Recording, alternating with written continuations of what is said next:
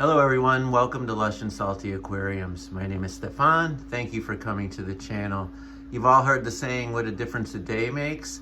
Well, in my fish room, what a difference a week makes. In a week, in the right conditions, in a heavily planted tank, you're going to get stupendous plant growth, which can be a problem, but is mostly a blessing. And I wanted to demonstrate that by coming to the tank where I get the most demonstrable growth in the shortest amount of time, and that's this straight up 20-gallon Cinescaper from Oase.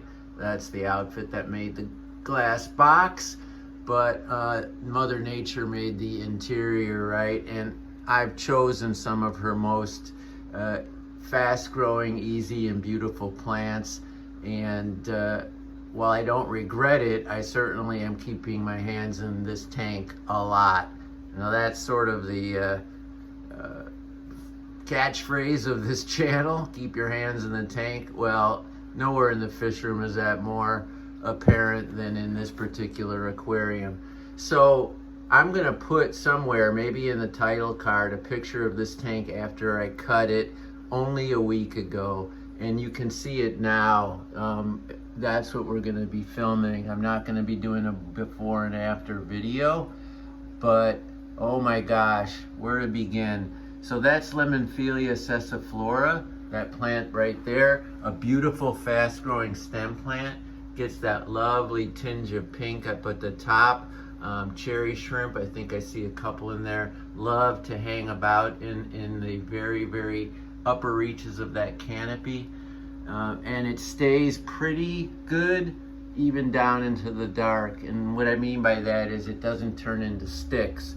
Some Rotala and Ludwigia, if there's not sufficient light making it down into the bottom of the tank, the below the first few inches, you're just gonna have sticks, stems, you know, and that isn't bad. It's just aesthetically not pleasing, and ultimately it does harm the plant, and there might be some degradation and rotting there, and snails and certain other creatures could take advantage.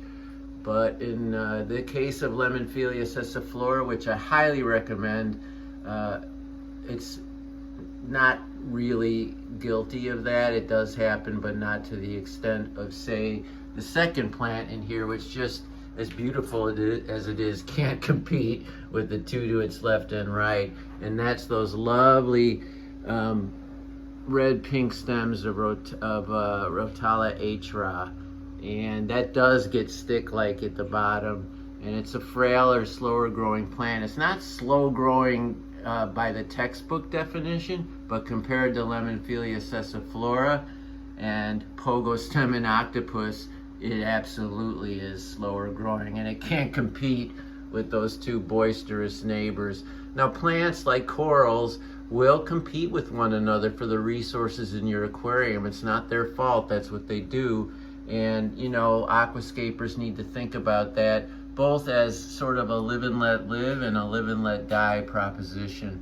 I can only control so much. I do want to keep that pop of red, and I've accentuated it with this glorious Cryptocorn balense, which is currently showing a nice deep maroon with that wonderful rippling, stippling effect. And then Cryptocorn Wendetti, another variant that has these variegated, kind of twisty-turny leaves. Just gorgeous. And with that red dragonstone in the center, you get this really cool sort of still life of red, kind of like a red buttoneer on a green tuxedo, okay? So Pogostem and octopus, crazy growth. Lemonphilia sessiflora, crazy growth. Rotala hra, not so much. And Cryptocorns are just reliable, and they stay the course. They, as everyone says who talks about this plant and knows what they're talking about, it takes a while for them to get going, but once they get going, they get growing. And so I've got Cryptocorn flanking either side of this aquarium. You see some there, and we zip over here and you see some there. And then we have epiphytes like Anubias, that great bunch there, Bushaphilandra, where you see that pink stem plant there, a little bit of crypt sneaking in, and then more Anubias making its way back to the other side with the cryptocorn. And then of course, the carpet of dwarf sage and dwarf hairgrass and a little bit of moss and algae thrown in because I don't have a choice. So the livestock, I always say this, it's the those longfin Coriodoras are the stars of this tank. They are so not shy. There's 6 in here. I only see 1, or there's 2, but that's an anomaly because they're usually front and center, literally on center stage, glowing white like that. So people say Coriodoras are shy. That's not been my experience with these albino longfins. And I've heard that the albino and some of the more common strains are a lot more boisterous and less shy than the more exotics. There's a few gorgeous gold or brass tetras. Look at that sheen, like just metallic, which is why they're called gold or brass tetras. Then I have the red Bexfordi pencilfish here, schooling together. I see some spawning and sort of flashing behavior. I know it's an active group and they like one another, and they're probably mating in that incredible pogostemon octopus, if not over here. Honestly, anywhere in this tank is a good spawning bed. I mean, it is so full of life, it can handle procreation. I don't know, there's not a corner in here that wouldn't be too perfect for a lot of these fish. There you see I'm sort of jostling about. I put some baby brine shrimp in here earlier, and they're finishing that up right now. Of course, with the super heavy plant cover, it becomes harder and harder to see my fish. I've talked about that at length, as some of you know. And there's the elusive green neon tetra. There's gotta be 15 of them in here, but gosh darn it, especially when it gets long in the tooth with all these plants, you just don't see them. So we're gonna go find some, right? They love it in here. I see a flash. I see there, you see those flashes? That's the best I can do right now. That looks like a dozen in there. And they're literally like those ornaments in the very center of a Christmas tree that you almost forget. And when you throw the tree out, you sit it in the alley and it's like, oh my God, we forgot a red or a blue ornament. Well, that's the green neon tetras back in there. I've tried everything, you know, to get them out. And when I do a major cut, they do come out more. And when I lower the lights, they will come out more. But honestly, I'm big on plants. I love planted aquariums. It's called lush and salty aquariums, you know, not fish and salt. Plants are everything to me. And so I'm not willing to compromise this intense visual feast in terms of the water garden just to accommodate a school of tetras. I love green neon tetras. I wish they would come out more, but they're not, and I'm not going to try to get rid of them or change it up. I know they're happy. They're all fat.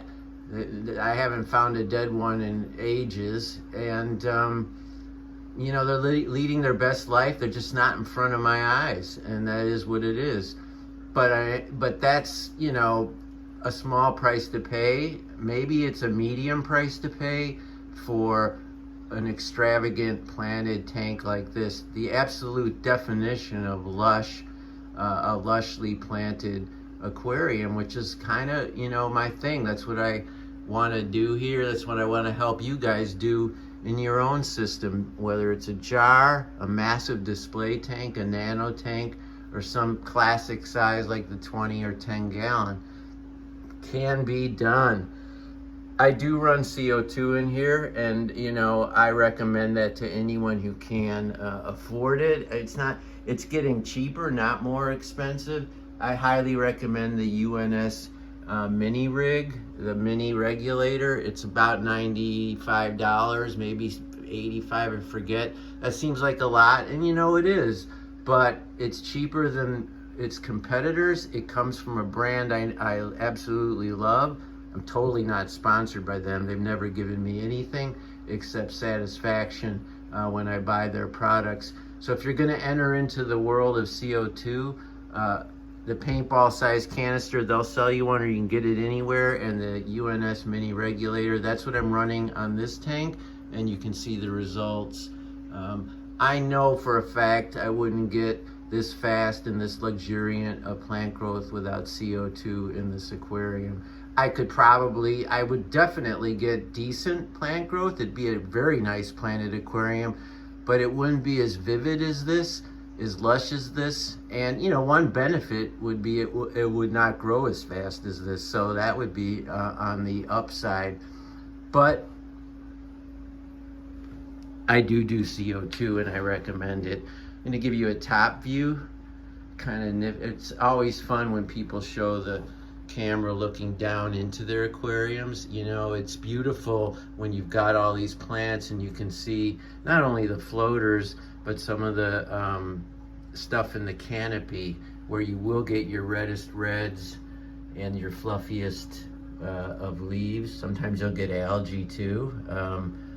Luckily, that's not my problem right here, right now, although in this tank it has been. In my last video, I actually showed green hair algae, which will gather after a cut in the very freshly cut tops, about 2 inches below the water, or 3 inches, however deep you want to make your cuts. Any questions, comments, please hit me up. Ask me. I promise to answer with a real answer, not just a thumbs up emoji.